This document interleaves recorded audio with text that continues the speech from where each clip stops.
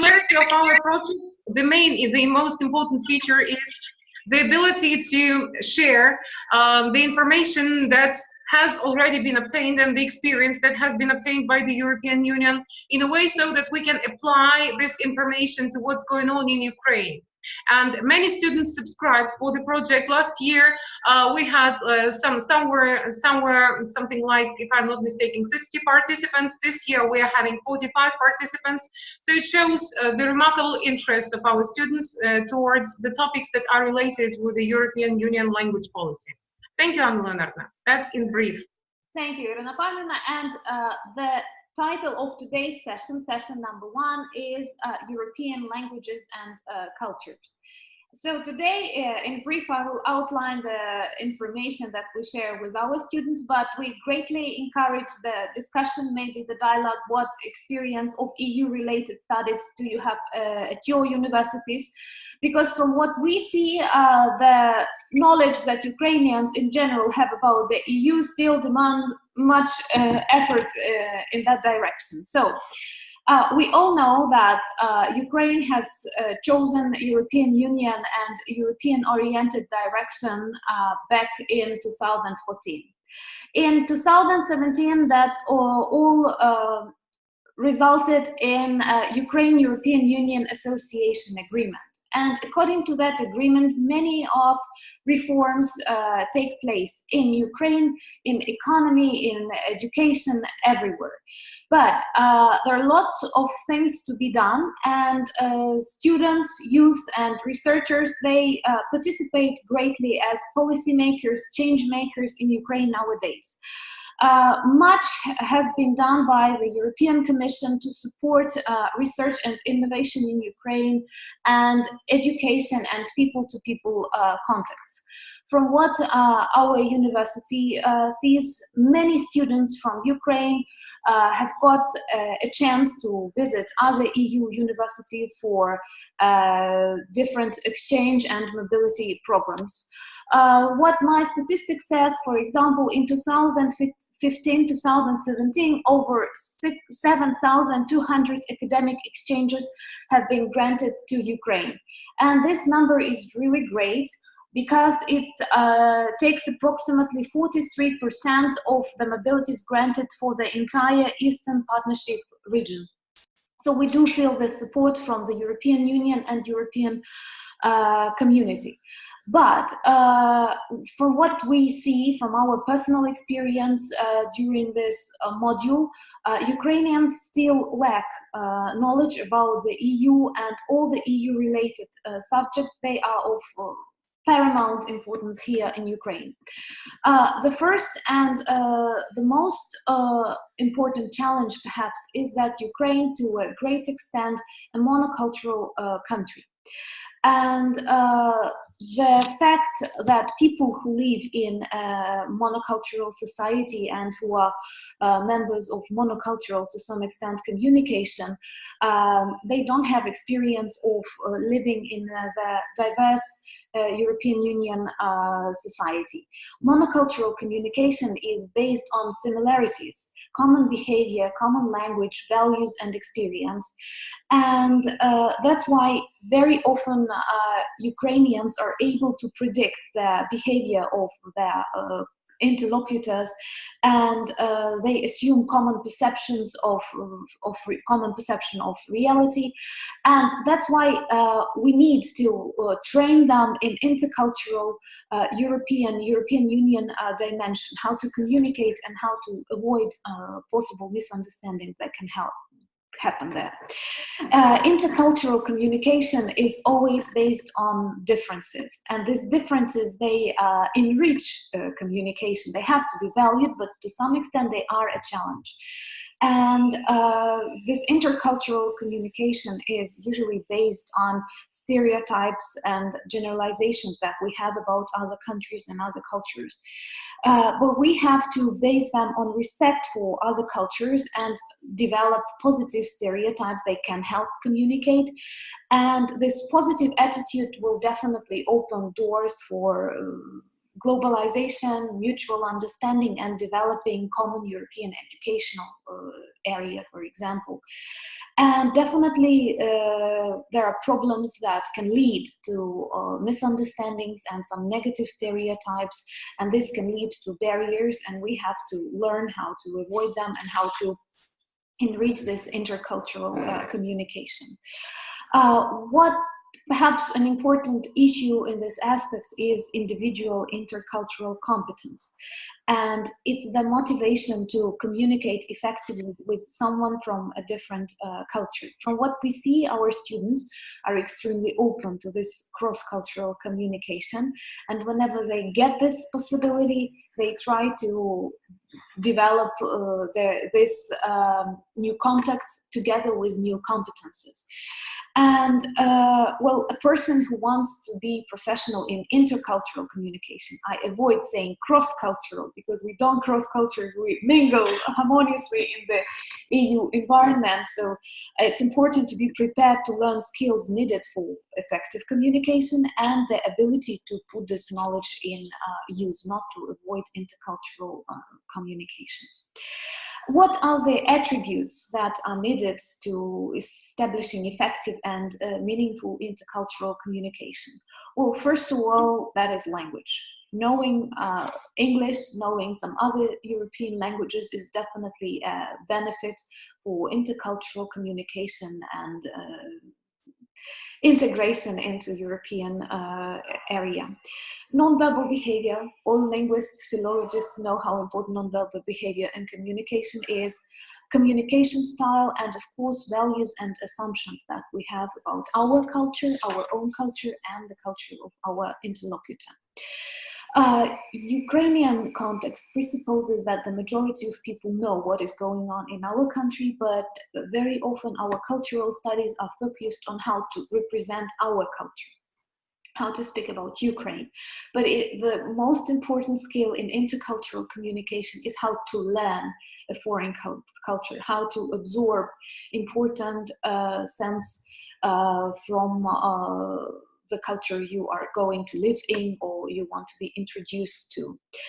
Well, what are the challenges? Well, language context in Europe is extremely diverse. 28 member states and 24 official languages now in the European Union.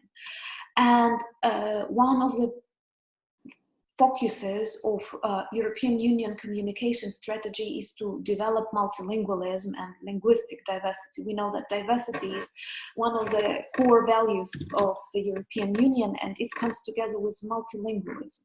But multilingualism in the European Union still has some challenges, like high level of competence needed if you want to communicate with a couple of languages.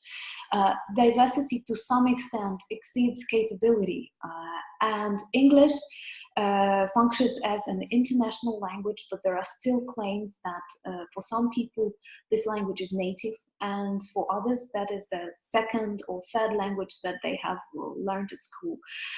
Brexit is also a problem, and we all know that nowadays they have a new verb, Brexiting, to show that this process is quite continuous, and we don't know what will be in the end. Maybe Britain will decide and stay in the European Union, but English is foreign to many citizens of member states. And one more, and perhaps the central challenge, is that communication is more than language. Knowing language is not everything. Knowing core values, history, I don't know, nonverbal behavior, communicative style is extremely important. One of the solutions that European Union offers to the citizens who live in such a diverse society, and what I like about European Union, that they offer solutions, not just speak about the challenges that they encounter, is well, to develop education, so that education will correspond the necessities of the modern European Union. And one of the first steps that was taken in that direction was the Barcelona Objective 1+2, when all European citizens know their native language and at least 2 foreign languages. But Still nowadays, many of the surveys show that in the European Union, foreign languages, of course, they are a priority in the educational sector, but the focus is on linguistic competence, social linguistic competence, and not that much on intercultural competence. Dear colleagues, if we think about the communication related subjects in Ukraine, and that will be my question, how much focus we put on intercultural communication, not just like grammar or, I don't know, vocabulary, but intercultural, and not just English American intercultural communication, but European Union, where you have to speak with people from Spain, Poland, Greece, who come from totally different backgrounds. Theoretical approaches, they are good, but the majority of the developed in the European Union intercultural studies focus on language, culture, power, and national identity. So this national identity and European identity, perhaps they are the important aspects of our project and any EU-related studies. Let me summarize some of the assumptions that we have about intercultural communication to go on with other issues. The smaller the similarities between two cultures, the more problematic intercultural communication is. But it means that we have to put more emphasis on those differences and to try to develop them into understanding and collaboration. Intercultural interaction offers the possibility of social change arising from new ideas and insights that will not always be immediately apparent.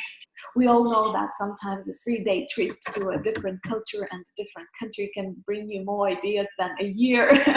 I don't want to say at the university, but somewhere else. And only if you operate as partners from different cultures, action on a basis will be ensured. So first of all, we try to understand those differences that exist in the cultures we talk to and derive pleasure from them, like understand them, value them, and learn them. These plans for action will be more successful if high degree of cultural awareness or intercultural competence is available.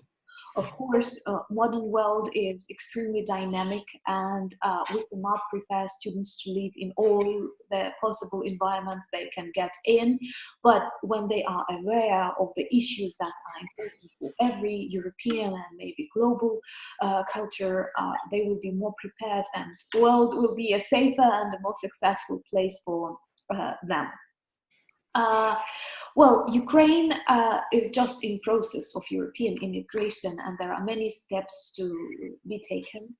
But we have to understand that European Union is eager to share its experience of living and mingling people in this extremely diverse society, and not everything was that easy, and in the European Union we can learn from their experience. For example, in 2005, France, one of the central EU countries, did not support the idea of the European Union constitution. And the Commission and the Parliament, they realized it was not the problem of the idea of constitution, but it was the problem of communication. People didn't know much, and they didn't want to support the thing they don't know. And as a result of that, in 2005 and in 2006, the debate has started in the EU, and the white paper on European communication policy appeared in 2006.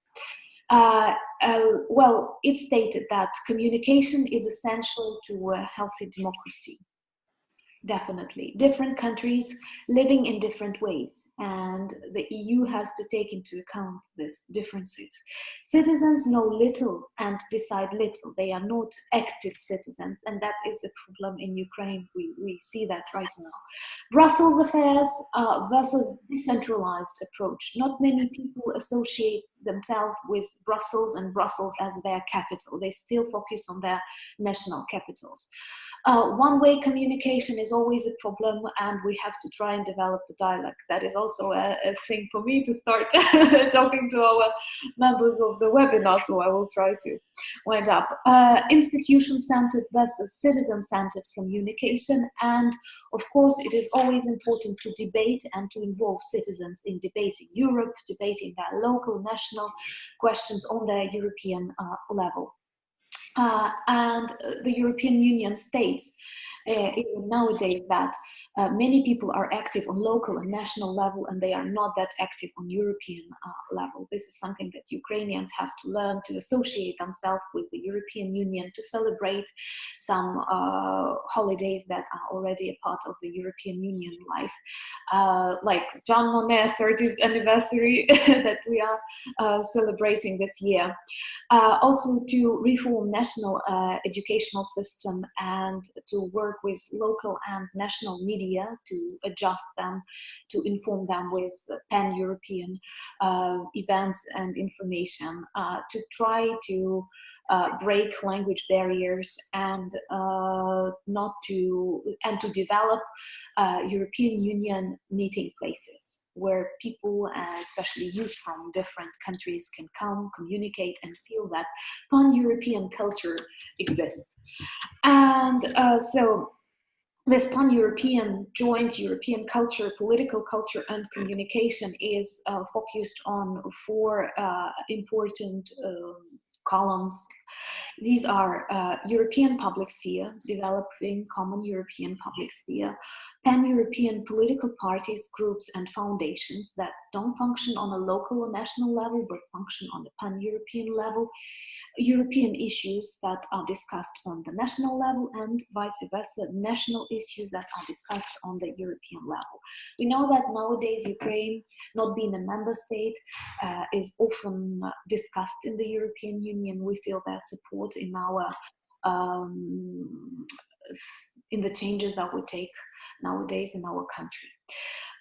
So this communicative strategy of the European Union is the continuation of some challenges that they have faced, and it is the need that European people have in the process of developing common European space. And definitely nowadays it focuses on diversity and the respect to different languages, different cultures.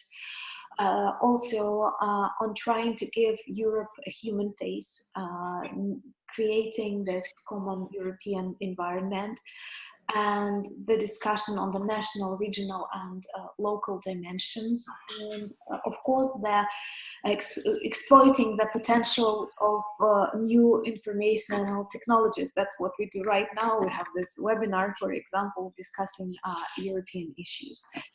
And one more extremely important aspect in the European Union communication strategy is understanding the European public opinion. Dear colleagues, for us not to violate the time of our meeting, please share your experience. How do you feel? Do we have enough European Union connected studies at the universities, at your universities? What are the issues that you feel you lack knowledge in? Is there anyone eager to answer?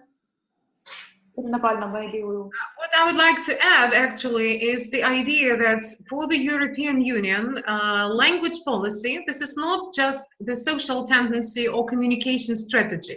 This is a pretty much well-defined and well-shaped legislative, the procedure that has a pretty much well-defined legislative status.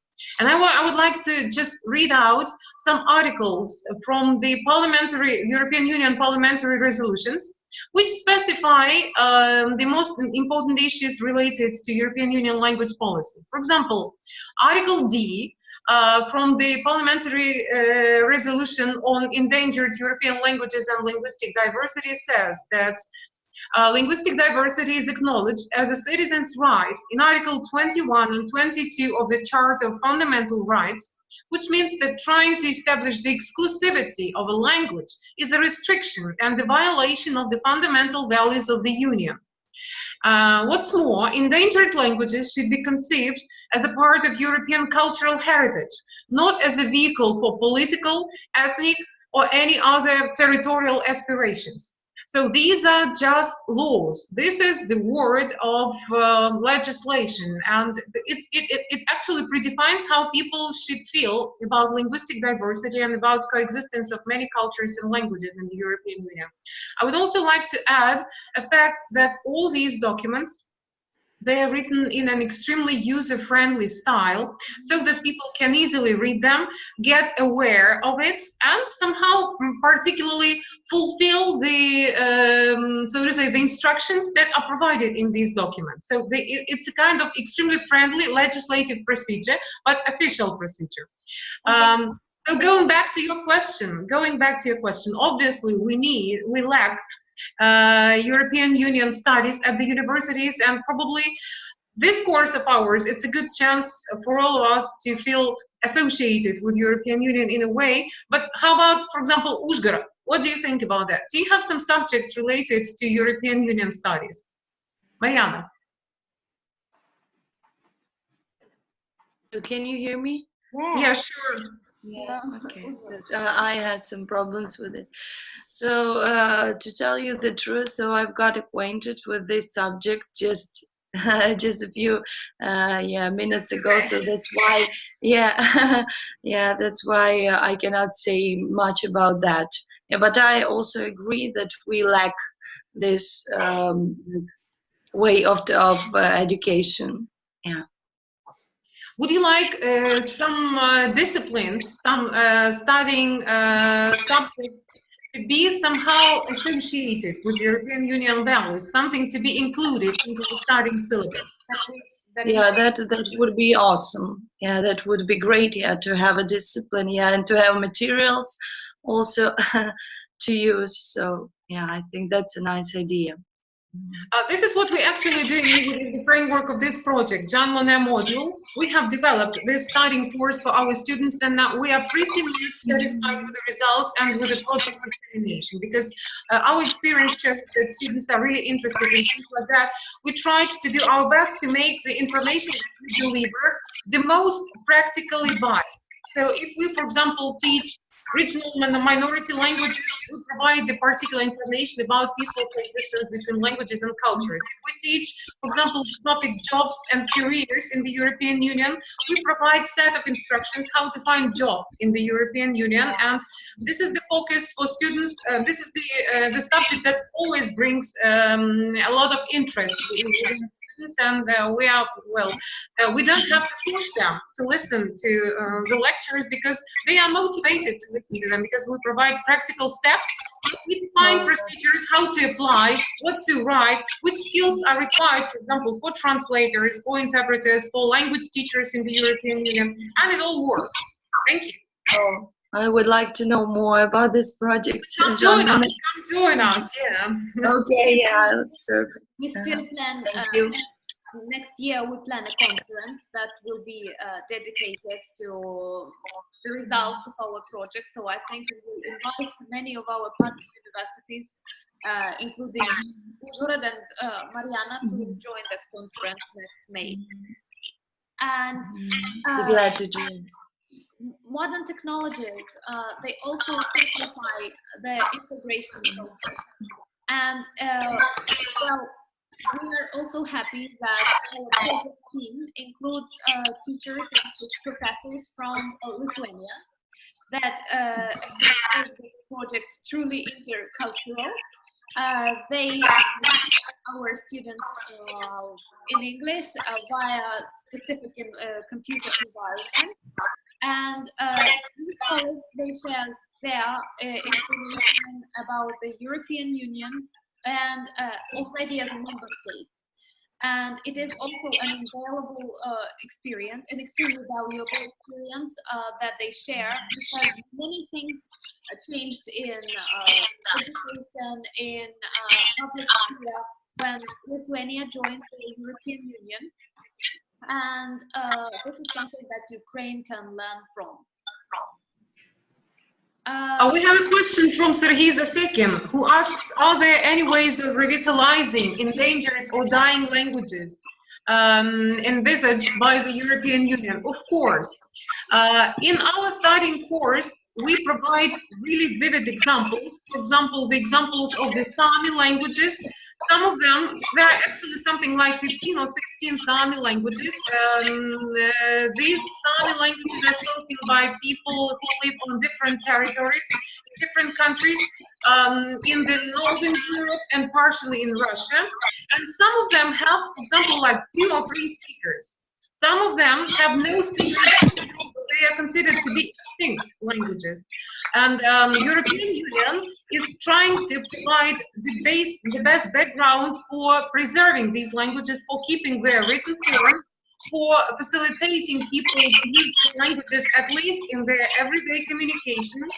And things like, so everything is under control. Unfortunately, in some cases, people are reluctant to talking or speaking these endangered languages, but nevertheless they preserve the information. Nobody can push people to use the language that, for example, has run out of usage and is not being used actively at the moment. But still, they preserve the information about these languages. What concerns, for example, Frisian language? This is what they call the closest cousin of the English language. Taking into consideration the fact that approximately 2,000 people speak this language, you can have a university course in Frisian language in those districts, in those territories where people speak it. So can you imagine the entire university course can be provided in Frisian language? That's great, isn't it? This is what they are doing in order to support the endangered language. So it's really interesting. You'll see like these examples. When they see that, for example, the number of speakers is 5 or 3 or something like that, always get thrilled. But we cannot stop history still from moving, but we can somehow cherish what has remained, the information that has remained about these languages, and we can preserve it, even though people, for example, stop speaking these languages. This is the natural way of things going. Thank you for the question, Serhiy Vasilevich. Maybe some other questions from our colleagues who are online with us. Yeah, we can have this group chat. You can see, we just got the question from Serhiy Zasekin. If somebody else is interested in asking questions. Thank you from Serhiy. Yeah. You can type your question. Maybe the students may ask some questions. Ladies and gentlemen, how about you? You can come sit closer to the computer and ask the question. I guess Vitaly is typing something. Anna Leonardovna, just for our colleagues who are not pretty much aware of the European Union communication strategy, how would you outline the basic principles of their communication strategy, pan-European communication? Hello? Sorry, the connection was not stable. Just a second. Are we on? Yeah, we are on. So the question was, how would I outline the communicative strategy of the European basic principle of the EU communication strategy? Communication is one of the central issues in the European Union, and they have understood that many years ago. And nowadays, there are lots of documents developed by the European Commission and some other official bodies of the European Union that are focused on the support of communication. And this communication takes place people-to-people contact, people to institutions on the local, national, and pan-European level. Well, nowadays we live according to the strategic vision for 2016-2020 paper, and the motto of this communication strategy may be described as listen, advise, and engage. Listen, advise, and engage. We have a Directorate General for Communication, that is a corporate communication service of the European Union, and its main task is to bring Europe closer to its citizens. And communication, pan-European communication can only be successful if the Commission speaks with one voice, reflecting the principle of collegiality. They have a specific service, a spokesperson service, that is an integral part of the Directorate General Communication, and usually they speak on the 10 political priorities of the Commission that are outlined in the political guidelines. The context of the operating context is quite diverse because 28 national public spaces and a new imagined European public political and cultural space, and all of that is extremely influenced by various economic, political, cultural aspects. So these factors are a challenge, but Commission has representation offices that speak for Commission. And for example, even in our university, we have the European Union Informational Center that spreads the information about core fundamental European values, important programs that work in the European Union, some opportunities that students or researchers can get. And they also try to develop the digital commission, tries to develop its digital presence in online. So there are lots of pages that share the information about different aspects of common European life. And from our experience, when we prepare materials for our lectures and seminars, it is very easy to do that. Why? Because the Commission is extremely open, and there are lots of opportunities like Europa EU, where you can get materials, documents in different languages, and even in different formats. You can choose Word or PDF or whatever you want. Lots of presentations are open, and this shows that the European Union as a body is extremely open to the users, citizens who need this information. They can download it, get it everywhere. I would like to add, Anulina, just one little remark. I would like to add that there is a special page in this Europa EU, which is called EU Debate.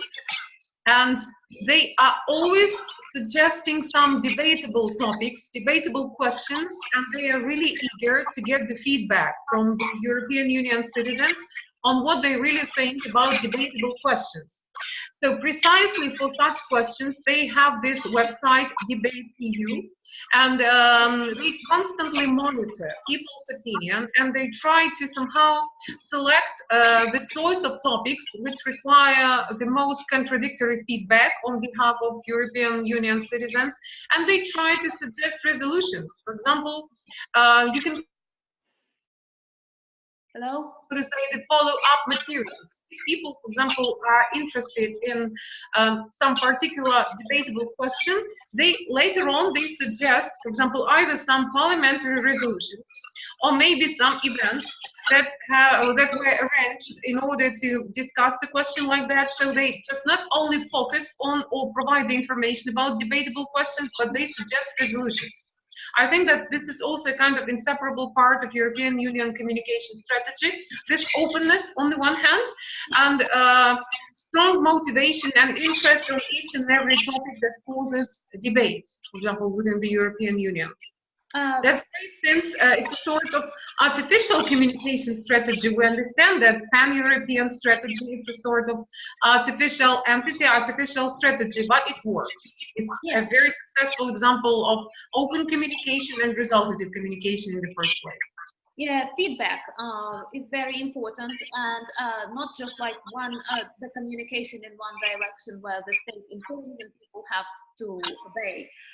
This dialogue is also possible with the help of a service known as Eurobarometer. Again, its surveys are open. You can Google and find their page. And Eurobarometer as a service started back in 1974. But nowadays,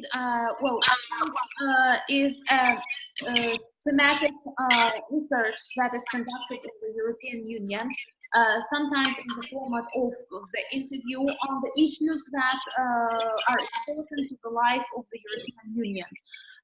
For example, this Eurobarometer is usually conducted on the demand of the European Commission, and the obtained results are quickly spread among the citizens, and the Commission and other institutional bodies can see what issues are important to the European citizens, and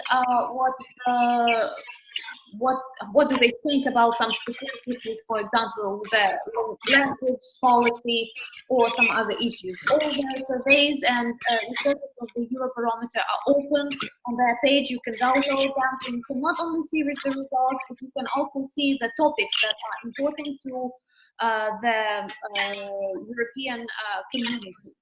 And I think that we are running out of our time, if I'm not mistaken, so we can be blocked, or I don't know how it's going to finish anyway if we don't manage to say goodbye to our participants. This is because not of our fault, but we have time limitations due to the type of software we are using for our webinar. So it's not on our side, it's just due to time limitations. I'm not sure whether it's going to end, because this is our first experience in working with this software. So anyway, Alanna, what do we have to do with time management?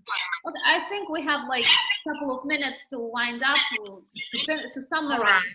And I would like to continue answering that question on what is specific about the European Union communication. You have already mentioned the openness that they show to the citizens. Well, one more important aspect is inclusiveness.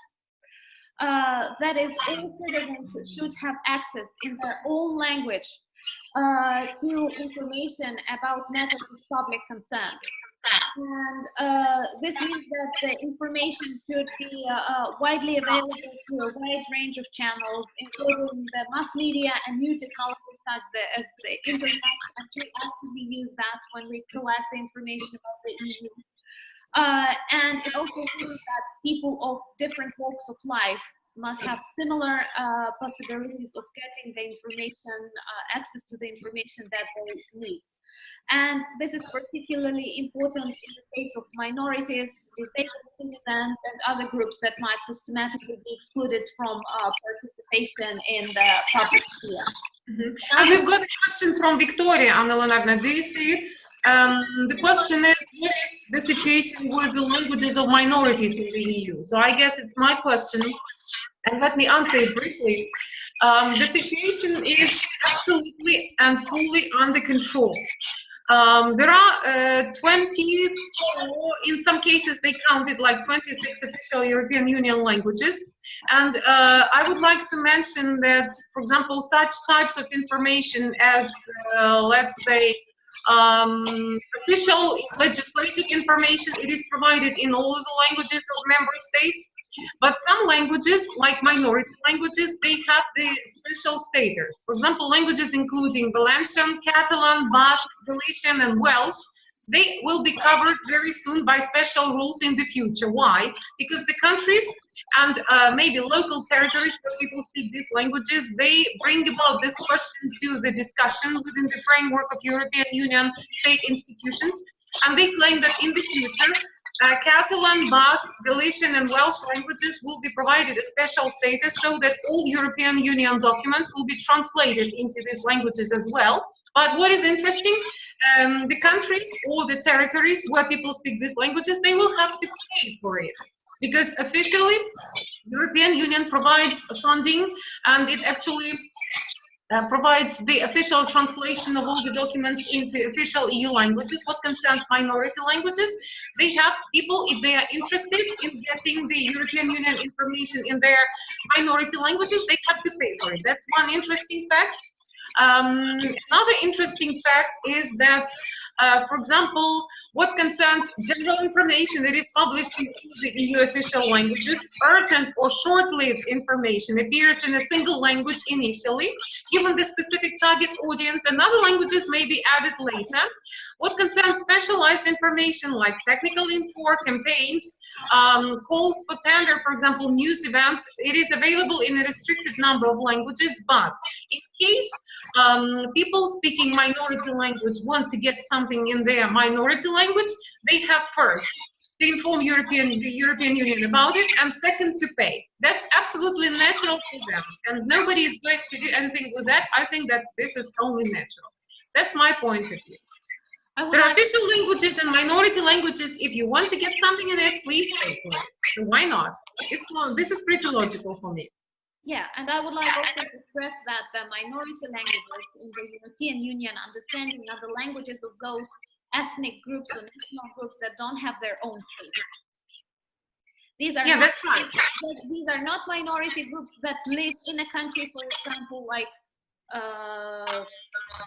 Poles living in Germany because Poland has its state. Yeah, that's different, of course. That's different. For example, in Catalonia, they provide all official notes, like, for example, road signs, information signs. They provide all of them. They pay for providing the duplicated information because they love their language, and mostly.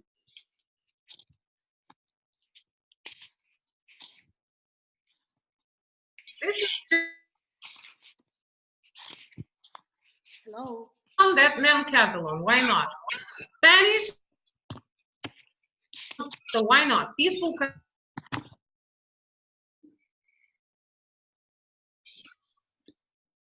Are there any questions? Any more questions? I don't see more questions. So maybe a sort of summary. Yeah. Sort of summary. Dear guests, dear participants of our webinar, we are very happy that you have joined our session today.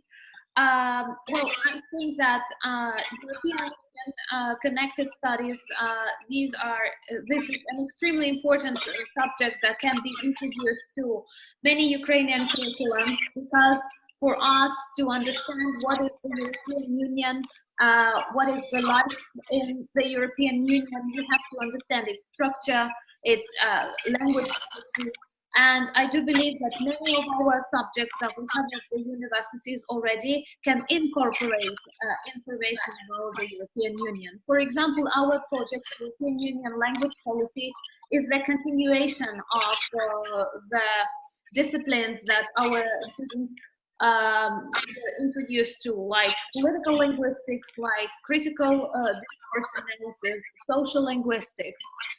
So I do believe many other subjects can include information about the EU. And from what we see, it gives a lot to our students. They are less stressed when they need to come in contact with the representatives of other cultures, and not only European.